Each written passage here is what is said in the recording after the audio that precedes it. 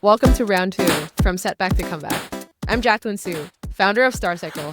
We help founders shut down their companies faster, and we make the difficult parts of wind up easier so you can get back to doing what you love. As a third-time founder, I know firsthand that the entrepreneurial journey is anything but smooth. The highs that inspire us are great, but lows that challenge us are what stick with us for longer. And round 2 is about all the pivotal moments with these founders, innovators, and visionaries who have faced setbacks head-on and found their way to a stronger, smarter comeback. And today, I'm excited to be joined by Jason Patel, founder and CEO of OpenForge AI, which helps marketing teams create content optimized for AI search. To know Jason is to know grit. He sold his first company, but not before almost bankrupting himself, his family, and the company alongside with it, before turning it around in a massive success story. Now working on his second company, Jason got into one of the most prestigious accelerators in the world, rebounded from a serious knee injury while doing it, and pivoted relentlessly until profitability, all while being bootstrapped. It's an honor to have him as a peer, as a sounding board, and most importantly, as a friend. I can't wait for all of you to hear Jason's story, but just be warned, the kid gloves are coming right off. If there's one thing I know about Jason, it's that he doesn't hold back. So grab your coffee, put on your hoodie, and join me for another inspiring story of reinvention. Welcome, Jason. Jaclyn, it's great to be here. Super excited. And yeah, let's get into it. Let's get right into it. So yeah, I think for the jury, so to speak, but who is Jason as a founder? Yeah, I think I pride myself a lot on grit and resilience. I am a founder who did something first in education technology, which, we can always get into the ins and outs of that later. Oh, we will. Yeah. And now I'm in marketing tech, B2B SaaS. I believe in adaptability and always changing. And I believe in always putting your ego aside. I think the biggest thing about being a founder for me is working with really smart people on really tough problems. I pride myself on, I didn't go to an Ivy League school or Stanford or anything like that. I pride myself on being someone who's really hardworking, that's very easy to work with, and then recruit people. And if you can do that, I think it's a lot of fun. And so, having been a founder again, as a second-time founder, I find so much joy in this journey. It's exactly what I want to do with my life. There's nothing else. That's who I am as a founder. Yeah, I love to hear it. And, I think a lot of, unfortunately, not quite the topic of this podcast about the joys of founding.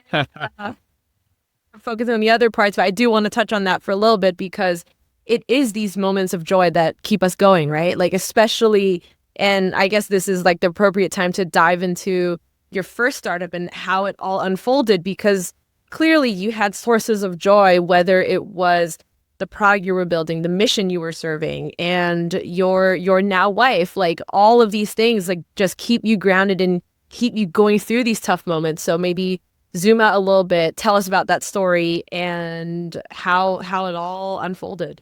Yeah, absolutely. And so the story starts essentially in Washington, D.C. about 10 years ago as of this recording, in 2014. I graduated college at GW and I worked in politics at the time. And while working in politics, I helped kids from low-income communities in D.C. with the college application process. I really enjoyed it. I did it for a couple of years, for the next 2 years, and I did it essentially for free. One of my students got over $1 million in scholarships to a bunch of schools. He went to North Carolina A&T as an engineer. And his mom said that I should do this, but as a business and scale it because there's a lot of value to be provided. And I thought, all right, let's try it out.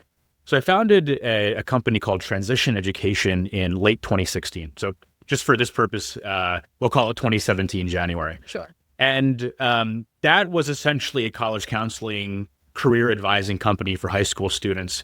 2017 to 2019 were some of the hardest years of my life, mainly because I made the amateur mistake as a founder of building something that people did not want, right? I was a early 20s, kind of, thinking I was smarter than I really was, that male ego, where I thought that, the last one especially, where, I thought that if I built something, people would come. So this, this product, this business I had was essentially workshops with nonprofits and schools and organizations on the college and career process. No one was buying. And so for over those 2 years, I buried myself in like $250,000 worth of debt, credit card debt, external loans, just trying to get this thing off the ground.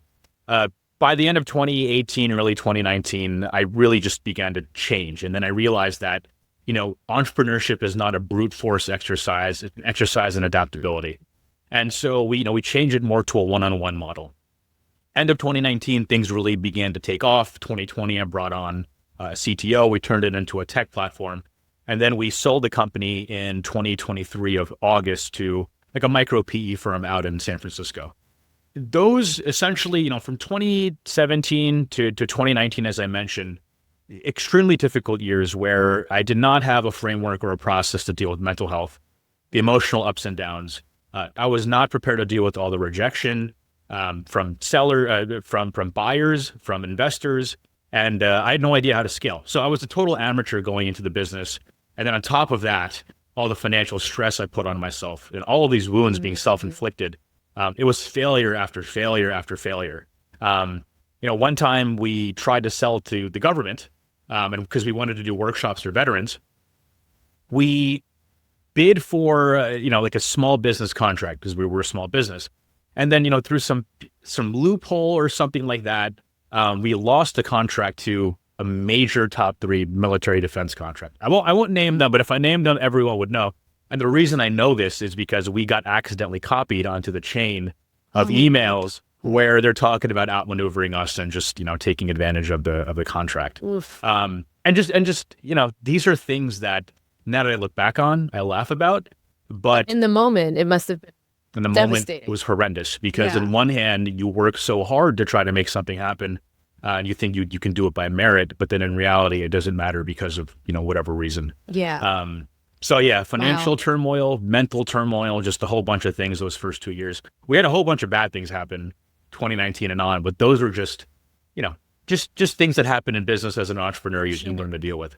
I will say that entire journey from beginning to end, where we had to pivot a couple years in, where I went into debt, it helps you realize the beauty of what you're doing. And the end goal is not, what you get at the end is not the goal. And the cliche, it's such a cliche. The journey is the destination. It's true. A lot of cliches are cliches because they are true for a reason. Exactly. And so I fell in love with the process, and I knew after selling the last company, I wasn't going to take time off or do anything. I was going to get right back into it, which I'm doing now. Right, of course. And I think that's how a lot of founders are, is eventually for however long away you take from it, a day, a week, a year, several years, once a founder, always a founder. I really believe that. And I'm the one to talk. This is my third time. I can't it's nuts at this point. Glutton for punishment. Oh my God, truly.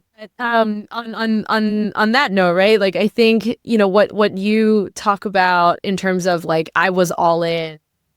I, took out all of this debt. I, didn't sleep and I was, just consumed by trying to make this work.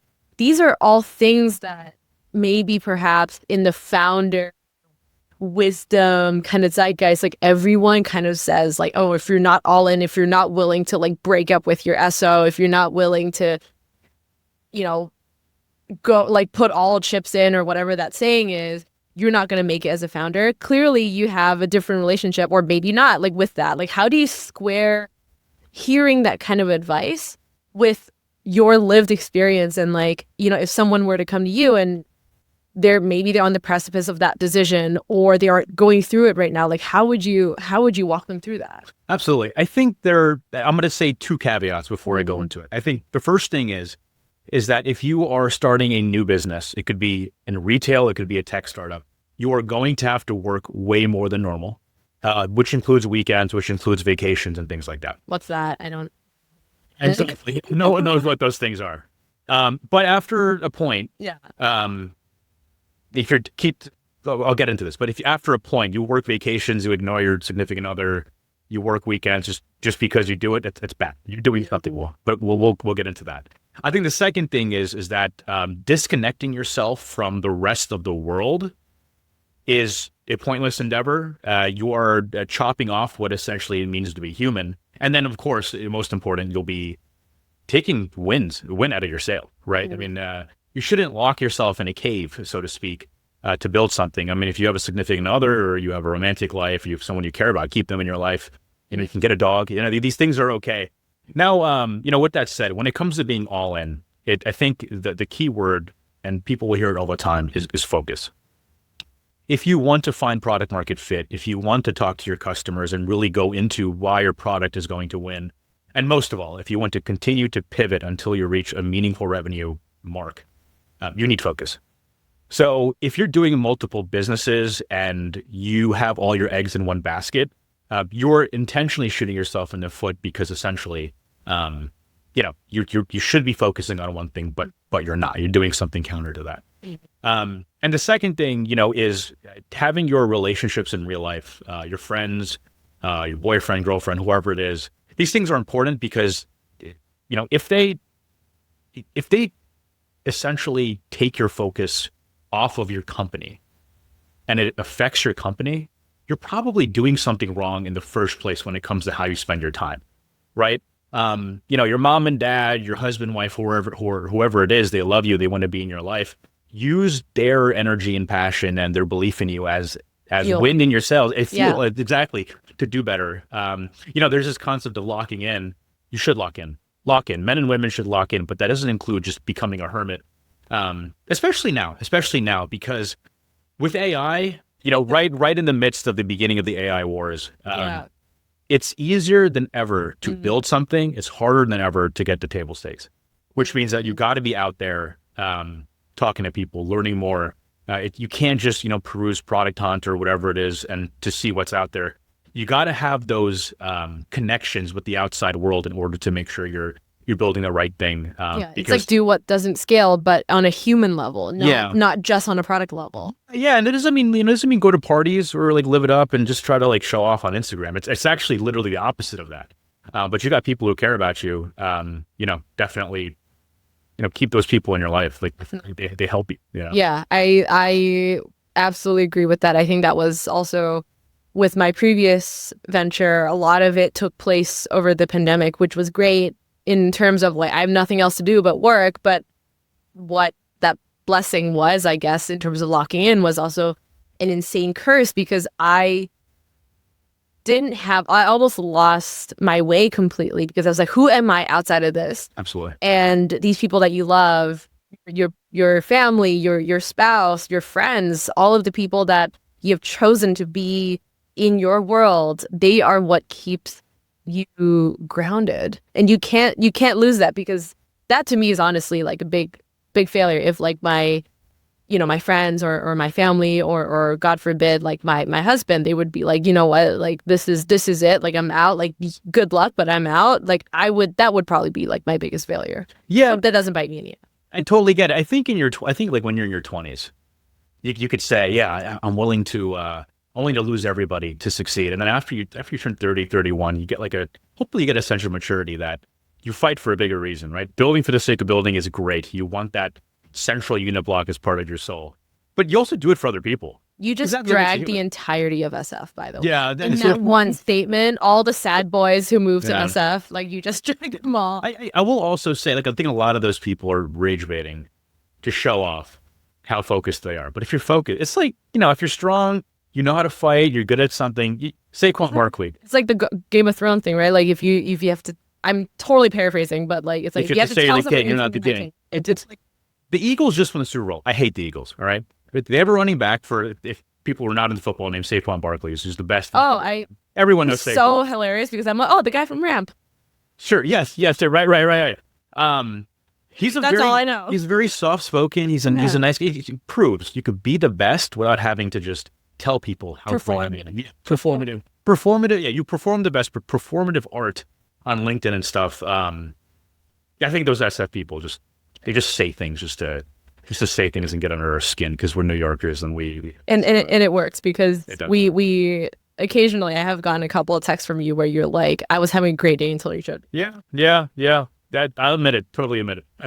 I should do that more often. Yeah. But on a more serious note, right? Like one of the things that, of course, this is a topic we come on to a lot in our own conversations in IRL and otherwise. And you've spoken a lot about And I think this links quite well with what we're just discussing, which is like almost this performative sense of leadership or like power, whatever it is the insert appropriate word here. But like you also talk about the performance of likability. And I think those kind of go hand in hand, right? You're almost seeking validation, whether it's externally from like you want likes on Twitter, all the way to like you want people in your team to like you and to listen to you and all of those types of things.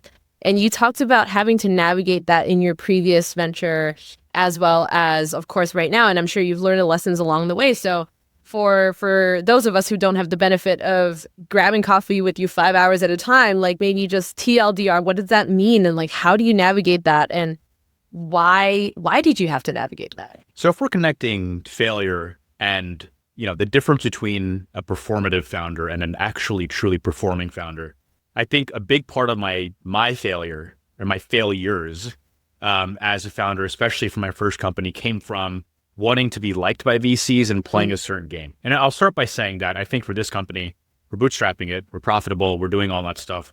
Judging by the roadmap, we will need to raise money in the future. So I'm not crapping on VC funding or anything like that. During that first company, I put excessive pressure on myself to grow at a certain clip, at a certain rate, month over month, even when the discounts, the pricing would not support it. I ended up putting myself in debt because what I wanted to do was, hit a certain growth metric and then market myself to VCs and then go out and raise. And it turns out that, one, VCs are professionals. They're professional negotiators. They can sniff out if you're trying to perform for the sake of performing, number one, or the good ones can.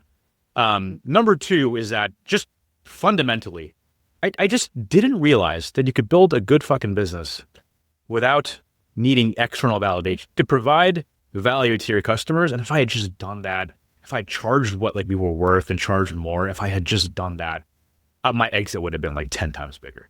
But we didn't have a healthy margin, which means I had to go into credit card debt, which means I had to take out loans. And that's how we got into $250,000. That's how high your boy got into $250,000 worth of debt. And so, I was a hard-charging, hard-working founder then, but I was also trying to perform and be something that I should not have been. And that's what led to all those failures. What we're trying to do now is fundamentally provide that value for our customers or marketing teams and B2B companies. If we do that at the market or appropriate price level and they pay for it and we have a margin, we have a business. And then let's just keep building on that. And then the money, everything else will come. So now we're focused on building a really good business. I'm a lot less immature. I'm a lot more patient about those things. And so, it's finally working out. Playing founder becomes much more dangerous. So you got to be true to being the essence of a founder, which is both feet in, be all in, treat your people well, and then most of all, find that product people want to buy, and then just continue pressing that button until you hit some meaningful revenue milestone. But playing founder while being a true founder definitely bit me in the ass. First company. Now I'm just being a true founder, and the performance and everything else, it'll eventually everything follows. It's a tough lesson for a lot of folks to learn because, and it's almost, if I were to make a parallel here, it's very similar in some ways to having your first relationship, right? Like you're like all in, like first love, first everything, and you give your entire soul over. And most of the time, a lot of the times, and side note, that's kind of why we're here, but like a lot of the times you just get burned, and sometimes it's not necessarily you as a founder, it's the product or like whatever it is. And I think that is a very hard lesson for people to learn, is to separate those things and be willing to sit with it. Because if you're like, oh yeah, well, like fuck that didn't work out, and then you just move on, you never like kind of reflect on the experience, it's not going to necessarily make you a better founder automatically. You have to want to be a better founder. Yeah, absolutely. I mean, and wanting to be a better founder is, the key point, and then putting in the work is the most important thing. But then, if you keep on doing this, you gain more and more respect for the market, and the market is not some like big, bad, like capitalist term. It just is. It is. We do live in a society. What is the market? Yeah. It's just like, it's all baked in. And so we talk about young love or something like that. The market is not you and him. The market is like you and him, all the things around you, both of your levels of immaturity. That's the market. And in business, the market's the same thing. Your competitors How's the stock market do it? What are VCs thinking? What are buyers thinking? So there's a whole bunch of things going on. The market is. The market is. The market is. Don't forget. Just don't fight it. If there is one thing you should take away from this episode, it would be that. The market is. Yeah. Yeah. And what is the market not?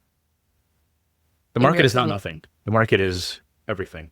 Yeah. So that's just like a self-fulfilling. Yeah, exactly. It's tautological. So yeah, tautological, whatever. Yeah.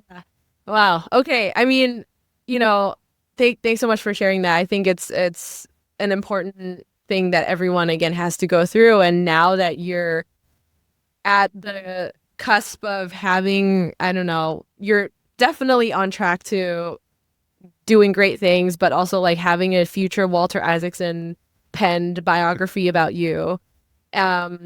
What is that first chapter going to be?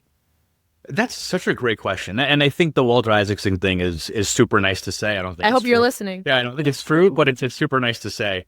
I think and this is what I'm really interested in other people too.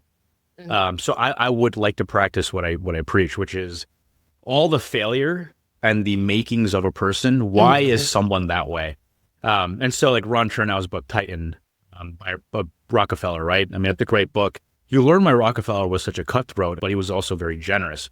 And I might be messing some of the facts, but he was, his dad was in and out of the picture. His mom was the breadwinner, the one who took care of all the kids. So he felt a certain way about people who were falling about hard times, but he also was about, you have to make your money and you have to, eat what you kill, etc. And so it's in that regard, I think the first chapter, like whatever book I read is should be about, I got beaten up a lot when I was growing up and like bullied a lot and stuff. That's why I've been doing jiu-jitsu for almost 10 years. I fought in the ring a couple times. It's being gritty is a part of who I am because of what I've been through. And then I think also like, if there's a book written about me one day, it'll be about not that first company. Like it won't be about that company, but that'll be a footnote. Yeah, that would be a footnote, but that is where I became who I am. Yeah. Right. I specifically remember my then girlfriend, now wife, I slept over her place and she lived in Richmond at the time. And I remember I had like $300 to my bank account. And it was mid 2017 or end of 2017. I remember I just looked up at the ceiling. I was like, just crying. I was like, holy shit, what did I do with my life? Burned through my savings, liquidated my retirement, wondering, what? Why? Yeah, why? No, and like I don't, and not to be macho, I don't like cry. Like it's not how I express myself. I'm more of like an anger, and then put it in and work. Like because I think I've worked on that.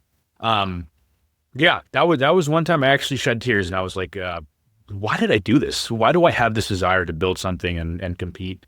And now I'm very thankful for those experiences. All the debt and all the things I've been through, which many of those things were self-inflicted. You have to go through those things to become who you are. Yeah. There is no shortcut. You want to reach the top of the mountain, you got to climb up, and that's the only way you appreciate the mountaintop too. Exactly. I mean, you could just take the helicopter out, right? But like, why? Yeah. And I'll also say it's like someone who sold, a company and to make, a connection to the current events. Again, I said the Eagles won the Super Bowl. I hate talking about the Eagles because I hate them. But their quarterback is a guy named Jalen Hurts. Again, for people who might not be familiar with sports, and he was actually talked about it like yesterday or 2 days ago. He said, this is his second Super Bowl. He lost his first one. He's only 26 years old. He said, this one, like the joy of winning, is not as great as the pain of losing the first one, right? But he had to lose the first one in order to win the second one. Yeah. Very similar to you. You're basically Jalen Hurts. That is not true, but that is a huge compliment. Jalen, if you're listening, no. Jaclyn Patel. Yeah. My son's name, if I have a son. But I will say I will say even true. Like even when I sold the company, the money got wired, all that stuff. The joy was not as great as the pain of losing all my fucking money. Taking out like 5 credit cards from JP Morgan Chase and Amex. Shout out to them, by the way. I love credit.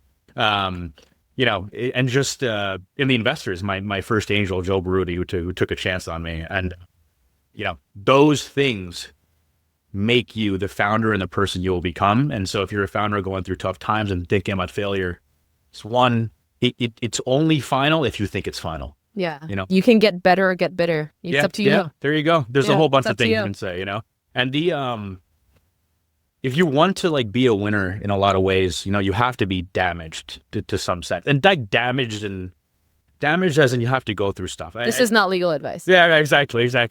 I'm a part of a community of they're called post-exit founders, and so a lot of them are in New York, and the common theme is that the exits that you hear about, it's never as pretty or never as sexy, as glamorous as you think they are. And then number two, a lot of these people, they just have, whether they're mega exits or small exits, they're just back on the saddle. And I felt less weird when I went back on the saddle right after I sold the first company. But it's not about just like celebrating it and then doing the next thing. It's just who you are, right? So you just do it. You just do it because it's a part of who you are. You do it love for the game. Love for the game. Yeah. I actually hear that, for a lot of founders, and some of them may or may not be also from the PEF community, where they've spoken about that once they hit it big with their first one, big is relative, but hit it big, conventional measures, and they get right back at it to prove that it wasn't a fluke. Do you relate to that? Oh, 100%. 100%. I will say there 99%.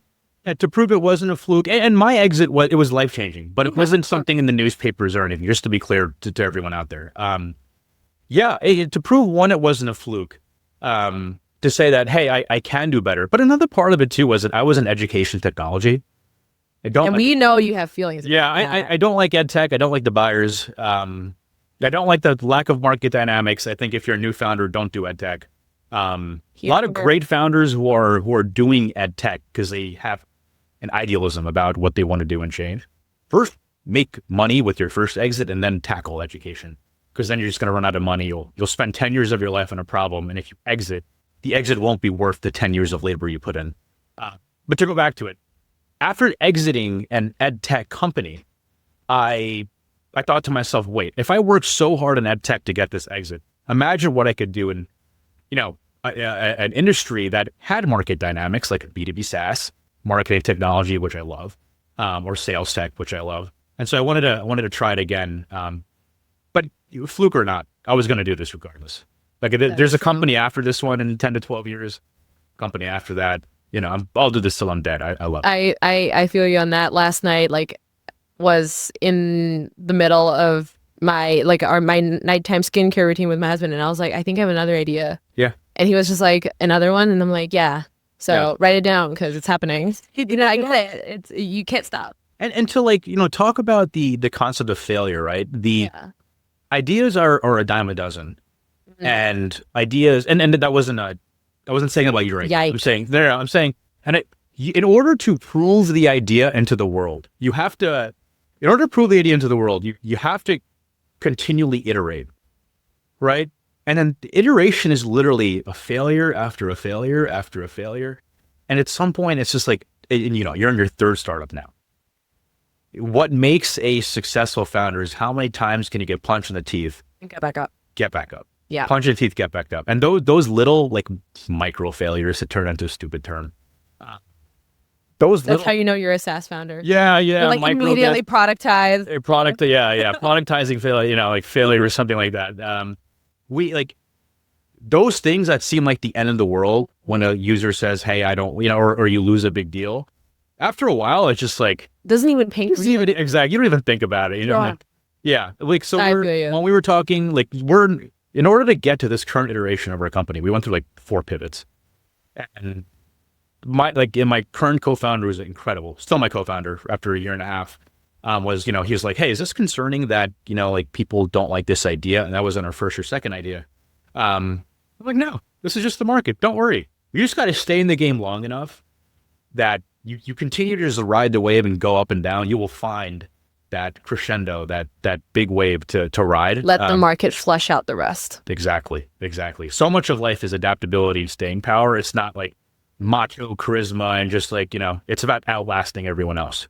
It's an important thing. I think another thing too, Jackie, is it's an important thing for young people that you like, I feel bad for young people today.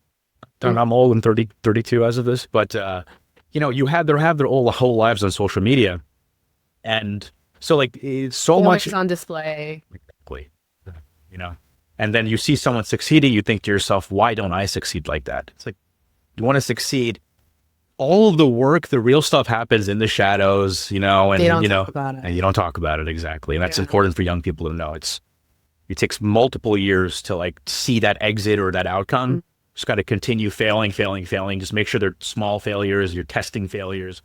You come back Learn from something from it. Yeah. Don't let it kill you. Yeah. Kind of thing. That all of those cliches, they're true. Yeah. And yeah, I mean, for what it's worth, like you're out here sharing like your part of the story, right? You're like, this is what you see on LinkedIn. This is like the flashy headline. I know it's in your email signature. I roast you all the time about it. It says acquired. I'm like, okay, cool. Yeah.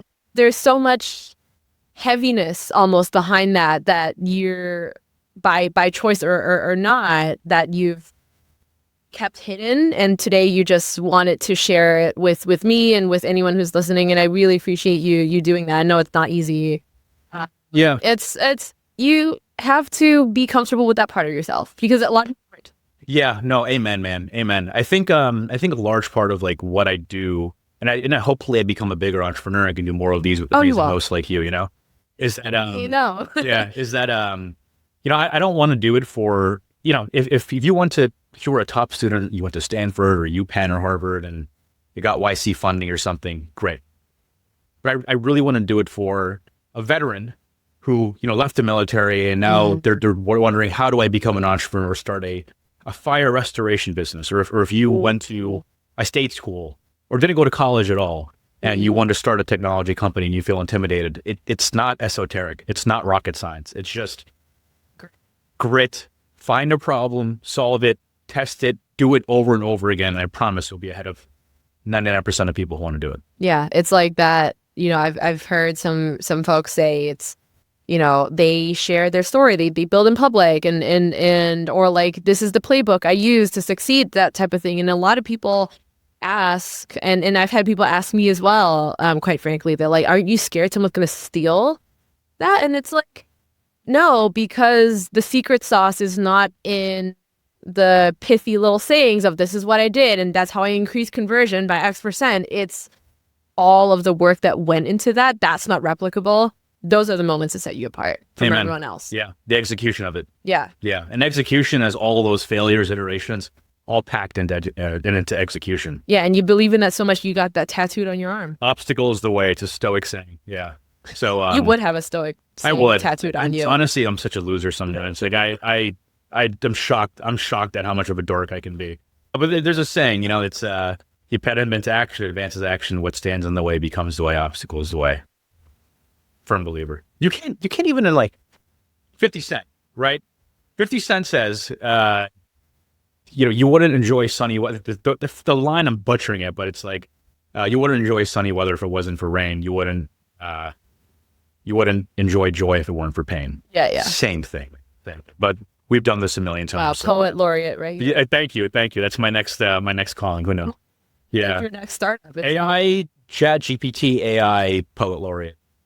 I mean, I'm sure there's a market for that. Steal it.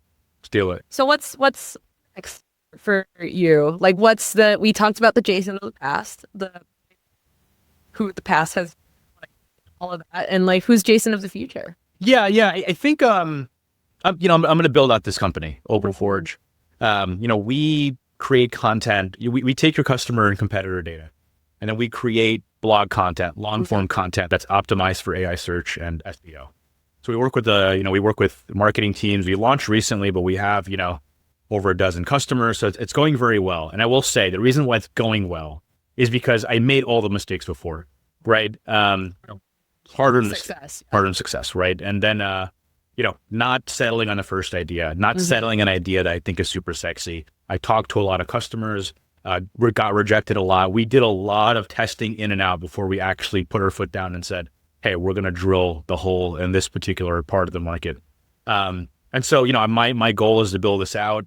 But also, I want to do something, I want to build a business that drives forward in some ways, like the way other companies do business. I think that's good for capitalism. I think it's good for America. I want to play a small part in doing that, and making like the country an even better place. One thing I've always thought about is like, if we have an office space in New York one day, like have a daycare, right? So employees can have kids, because we should be pronatal as a country. Employees have kids, bring them to the office, and like don't spend $30,000 a year on daycare. I don't have kids yet, so I'm talking out of my ass and for a lot of this stuff. But maybe someone out there is typing furiously a comment. $30K a year is a steal. Exactly. I want to do business in a way that's not like everyone else, and not for the sake of being different, but for the sake of driving all of us forward. Yeah. And there'll be more companies after this, so I'm very excited for the future. I want to do something that makes America a better place. That's my goal. I'm the son of immigrants, so I feel very strongly about, my mom and dad came here in 85 from India, no money, just hope. A lot of people who were, women who marched, men who stormed beaches, made this country a great place for them to come here, which is why I'm sitting in this chair. And so I owe it to my kids and then their friends and everyone else to do your part, to do my part, And so I feel very strongly we're all one web of interconnectivity, and, there's a whole Dune inspiration in there, but I'm sure we can have a different podcast on that. Oh my God, that would be a whole other like 3-hour podcast right there. Just multiple hours. Yeah. Just the intersecting of Dune versus, what it's like to be a founder. Dune, founder life, Jason's weirdness. There's a whole bunch of stuff that we can do there. Well, you should do that. I think that there's definitely a market for that. To your point, the market just is. You're inspiring me here. We have a tool in our on our platform where you can plug in an idea and then you can build content around it. I might do like how Dune is a founder story. We could talk about Paul Atreides defeating his enemies. I won't spoil it for everyone. What's the TLDR of that post? Oh, I'm putting you on the spot. Ooh. Okay, wait. I got one. There are many paths you should follow, but there is one path you choose. And life is not deterministic. Becoming deterministic or fatalistic is a trap you set for yourself. There is a path, commit to it, but always adjust. Because at the end of the day, you're only doing things for you and your people, your family, whatever your mission is you care about. So always adapt and adjust. You have to change. You have to transform. Wow. From, if you're a spoiled rich boy to a leader. Paul Atreides is a whole bunch of bad things too. Not going to spoil it, but when the very complex character. Very complex, a whole bunch of other bad things. But we'll talk about that when the next, I won't spoil the next movie. Or the next.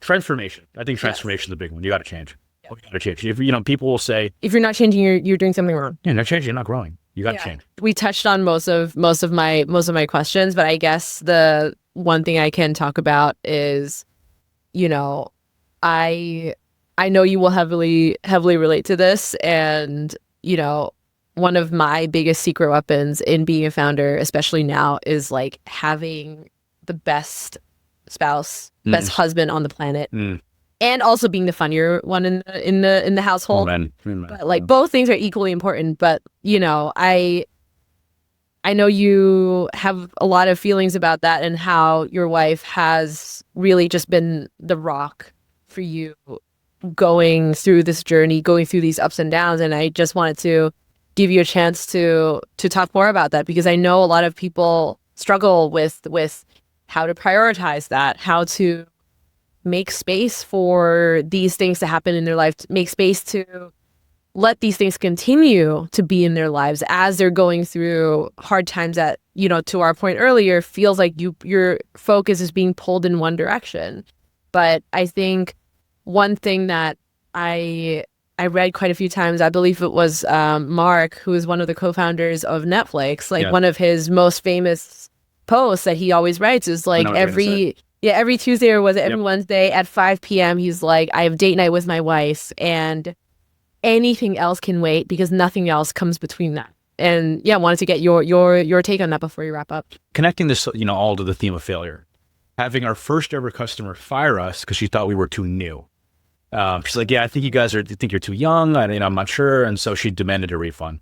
And her second customer, like, had a misunderstanding, and she, paid us. She paid like $1,500 for the entire service, and she demanded a refund. And then, running out of money 6 months after, running out of money again 6 months after, taking out more debt. All of these things, my now wife and then girlfriend were, she was with me for. And she saw, the ups and downs, most of the downs, most of the valleys during that whole struggle. And so I remember in 2018, during the hard part of all this stuff, right? And I was going through, you could call it, I guess I'll have more, maybe on another podcast, like I can clarify it better because it's the first time I'm talking about it, on the record. I was going through depression, a depressive episode for several years. I had no money, and no money at all, not for a wedding ring or anything. And I asked her, like, do you resent me or have any bitterness toward me for, like, your friends have partners or boyfriends, whatever, who are like getting their MBAs, they have worked nice banking jobs. Do you resent me for being kind of a loser, like being an entrepreneur with nothing to his name and who was struggling the whole time? And she's like, no, I love you for who you are, and I'll only hold it against you if you never got help for yourself. If you never tried to better yourself or get out of this depressive episode, you were just someone who meandered or wallowed in misery and self-pity, then she'd hold it against me and she wouldn't be with me. But she said, I have the ultimate faith in you, and I believe in you, and you're gonna be successful at the other end of this. Just do your best, and it'll happen. And like I remember, we came back from Chico, which is Chinese Korean, Washington D.C., south of DuPont Circle. I hope they're still around. I remember asking her that, and I was just like, wow, I never thought of it that way. I never thought of failure in that way. I never thought of failure in the context of romance in that way. I'm very lucky to have my wife.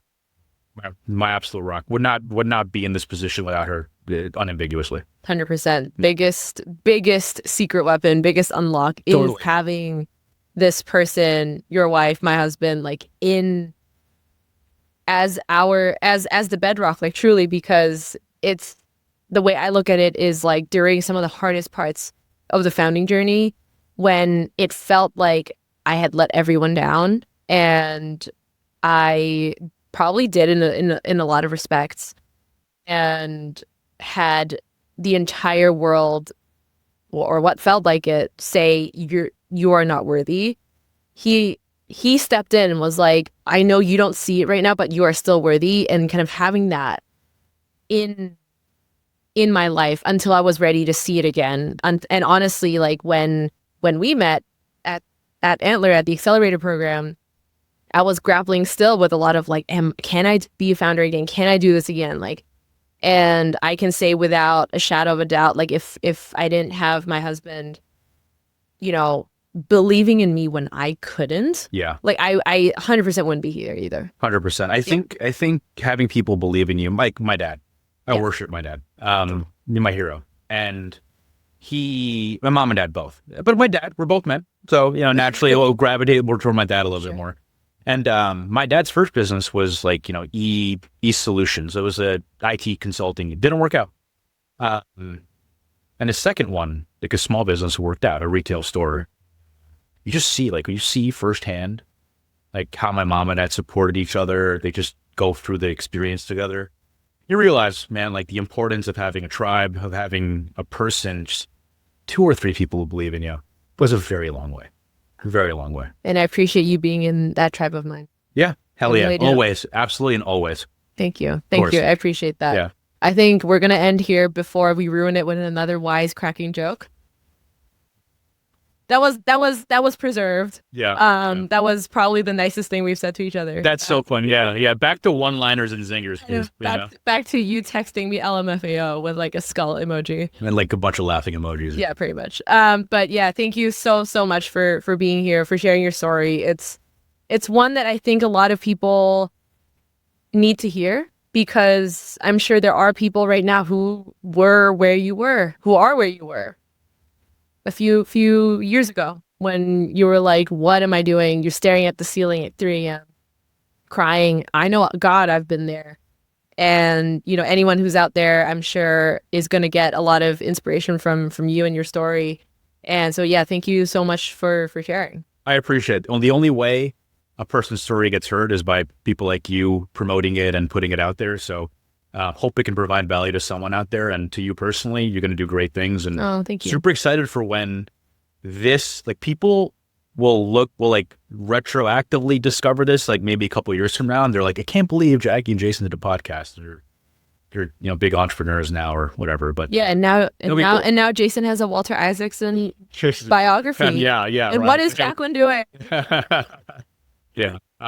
But yeah, cheers to you and all the hard work you've done, and there's so much more to come. Likewise. Can't wait to see where you take everything. Let's do it.